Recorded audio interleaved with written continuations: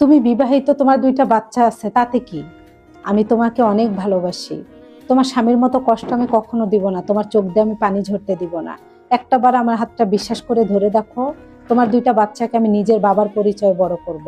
ওদের যে বাবা নাই আমি কখনো বুঝতে দিব না। তোমাকে যদি আমার পরিবারের মানুষ মেনে না নেয়, আমি তাদের সাথে সম্পর্ক ত্যাগ করব। তো তোমাকে আমি ছাড়তে পারবো না। আমাকে একটাবার বিশ্বাস করে হাতটা ধরো, আমি আর 10টা ছেলের মতো না। তোমাকে আমি অনেক ভালোবাসি। তোমাকে যদি না পাই তাহলে আমার বেঁচে থাকার কোনো মূল্য নাই।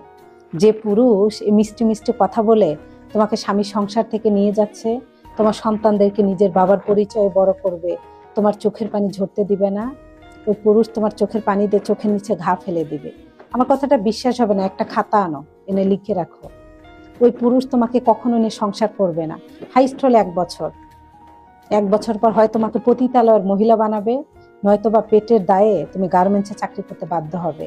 একজন বিবাহিত নারী অন্য পুরুষের বউ, অন্য পুরুষের সন্তানের মাকে অন্য আর একটা পুরুষ ভালোবাসতে পারে না, কখনোই না। একজন বিবাহিত নারীকে কোনো পুরুষ ভালোবাসে না। একজন বিধবা নারীকেই তো কোনো পুরুষ বিয়ে করে ঘরে বউ বানিয়ে নিয়ে যেতে চায় না।